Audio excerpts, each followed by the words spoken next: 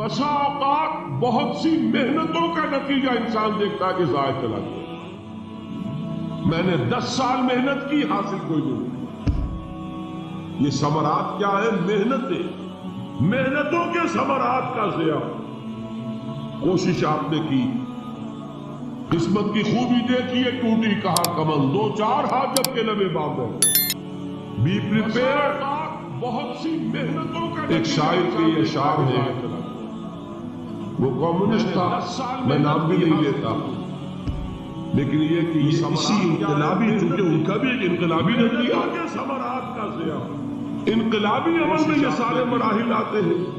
قسمت کی خوبی، کوئی سیٹ بیک آیا فرض کیجئے، کوئی ناکامی ہو گئی، وہ اپنے ساتھیوں کو دل بندھانے کے لیے ایک شاعر، یہ فصل امیدوں کی ہمدم اس بار بھی غارت جائے گی، سب محنت صبح و شاموں کی اب کے بھی اکارت جائے گی۔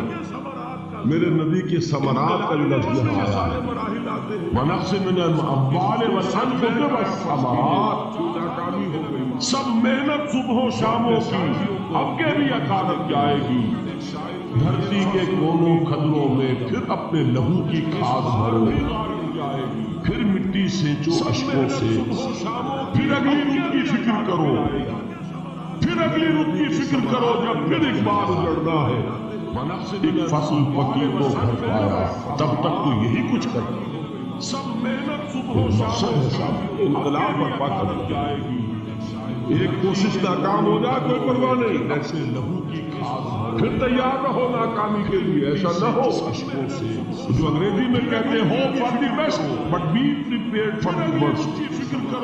ایسا نہ ہو کہ دوسری مرتبہ ناکام ہو کے بدبین ہو جاؤ، تمہاری ہمتیں جواب دے جائیں، نہیں، پہلے سے تیار رہو کہ دوسری مرتبہ بھی ناکامی آئے تو آئے، لیکن جب تک کہ کامیابی حاصل نہیں ہوتی ہمیں یہ کام کیے پھر تیار رہو۔ دیکھیے سیرت میں آیا کہ نہیں یہ بات؟ بدر میں مسلمانوں کو فتح ہوئی تو احد میں زک پہنچی کہ نہیں؟ 70 صحابہ شہید ہوئے کہ نہیں؟ تمہاری ہمتیں جواب دی، اگر ان کی ہمتیں جواب دی جاتی تو گاڑی کیسے چلتی؟ کامیابی آئے تو آئے، تو فرمایا وَلَنَبْلُوَنَّكُمْ بِشَيْءٍ مِّنَ الْخَوْفِ وَالْجُوعِ وَنَقْصٍ مِّنَ الْأَمْوَالِ وَالْأَنفُسِ وَالثَّمَرَاتِ، ہم تمہیں لازم آزمائیں گے خوف کی کیفیت سے، فقر و فاقے کی کیفیت سے، بھوک سے، جان کے نقصان سے، مال کے نقصان سے، محنتوں کے حاصل کے ضائع ہو جانے سے۔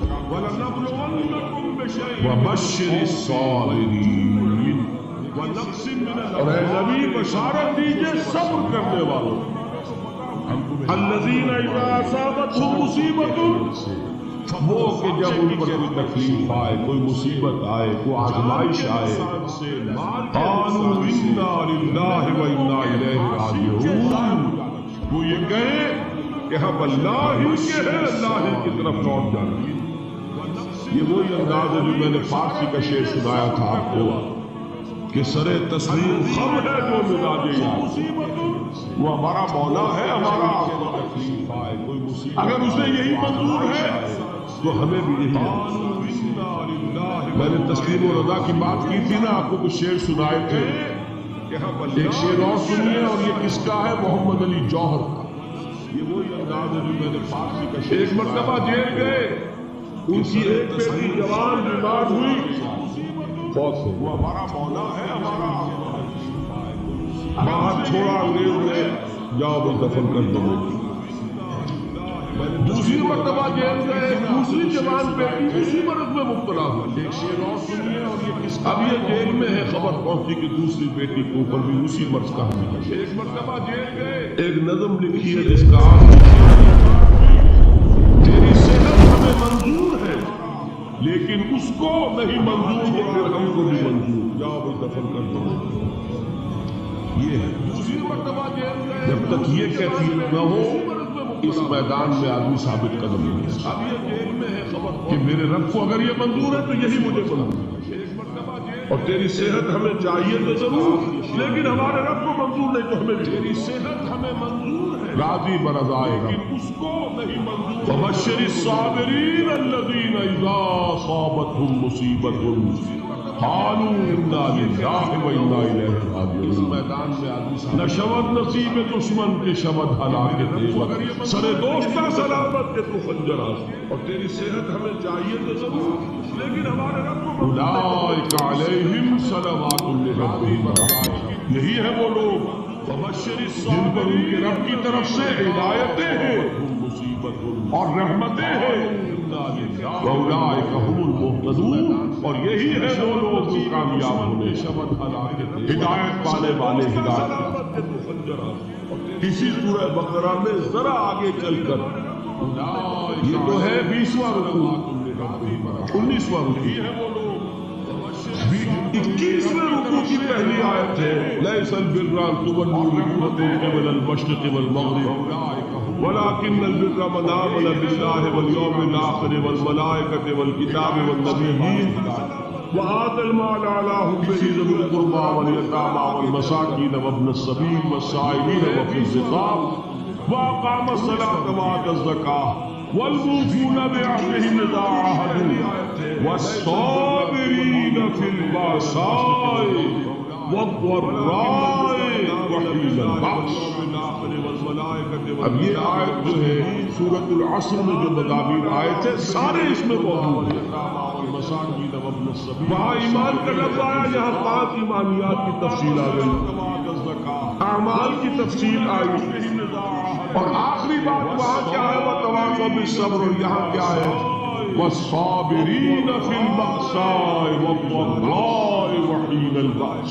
اب یہ آیت جو ہے اور صبر کرنے والا اصل نیکی ان کی ہے جو صبر کرے، کس میں جنگ کے وقت ذرائے اعمال کی تفصیل آئی، باسائے باسا کہتے ہیں فقر و فاقہ، یہاں کیا ہے واحد آئے گا باس کو کے معنی جنگ، اور باسا جمع میں آئے گا تو فاقہ فقر بھوک، اور ذرائے جسمانی تکلیف ضرب، جسمانی تکلیفوں میں صبر کرنا، فقر اور فاقے میں صبر کرنا، اور جنگ کے وقت صبر کرنے والے اولئک الذین صدقوا واولئک هم المتقون، یہ ہے وہ لوگ جو صبر کرنے والے ہیں، یہ ہے جو سچے ہیں، جو اپنے دعوے میں نیکی کے اور ایمان کے صادق ہیں، اور یہی وہ لوگ ہیں جو متقی ہیں، صبر کرنے والے۔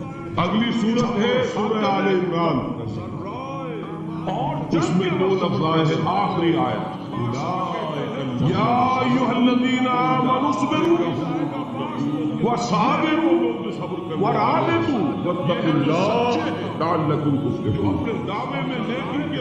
دیکھیے یہاں صبر اور صابر جو تعلق جہاد اور جہاد کا ہے، وہی ہے صبر اور مصابرت۔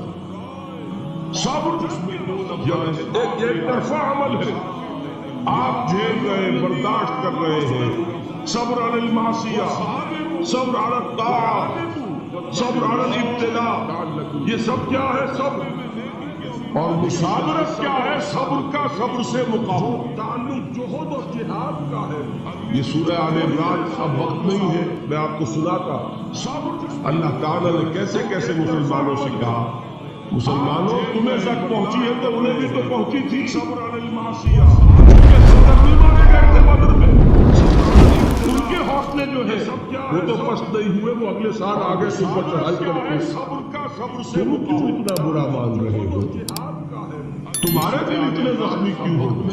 میں آپ کو سناتا، تمہیں تکلیف پہنچتی ہے تو انہیں بھی پہنچتی ہے۔ مسلمانوں سے کہا اپنی غیرت جو ہے ہمیں ذرا اس کا جائزہ دینا چاہیے، لوگ باطل نظریات کے لیے کتنی قربانیاں دے رہے ہیں، لوگ باطل چیزوں کے فروغ کے لیے کتنی محنتیں کر رہے ہیں، جیسا کہ میں نے ابھی کہا تھا اسی غیرت کو چیلنج کرنے کے لیے، ذرا آپ کی حمیت دینی کو جوش دلانے کے لیے، قادیانی نوجوان کتنی تعداد میں اپنے آپ کو دین کے لیے وقف کرتا ہے، اور آپ کتنے نوجوان ہیں جو اپنے آپ کو دین کے لیے وقف کرتے ہیں، لوگ باطل چیزوں کے فروغ کے لیے، اور وہ کھاتے پیتے گھرانوں کو، جیسا کہ میں نے ابھی کہا، یہ نہیں ہے کہ اگر کوئی اور کام نہیں کر سکتا تو پھر یہ ہے کہ وہ دین کے کام میں لگتا ہے، جوش دلانے کے لیے باصلاحیت لوگ، کھاتے پیتے لوگ، ذہنی استعداد رکھنے والے لوگ، اونچے گھرانوں کے لوگ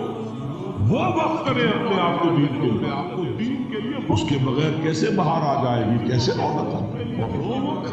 دنیا میں باطل نظریات والے جو ہیں، یہ بات کہی گئی ہے مسلمانوں، تم اگر توحید کے لیے لڑ رہے ہو، دیکھتے نہیں ابو جہل کو، اس نے گردن کٹوائی ہے شرک کے لیے، شرک کے لیے گردن کٹوائی، اور تم توحید کے لیے گردن کٹوانے کو تیار ہو؟ اس نے گردن کٹوائی سے نہیں کٹوائی، کیسے اور کس طرح کٹوائی ہے؟ کیونکہ بڑا متکبر قسم کا، فرعون قسم کا شخص تھا، جب گردن کاٹنے لگے تو کہتا ہے ذرا نیچے سے کاٹنا، تاکہ جب تم نیزے کے اوپر چڑھاؤ میرے سر کو تو اونچا نظر آئے، معلوم ہو سردار کا۔ وہ بدبخت مرتے ہوئے بھی جو اس کی کیفیت تھی نا، اس کو ذہن میں رکھا۔ اور کس طرح کٹوائی ہے؟ تو فرمایا اگر تم ان سے زیادہ قربانی نہیں دو گے،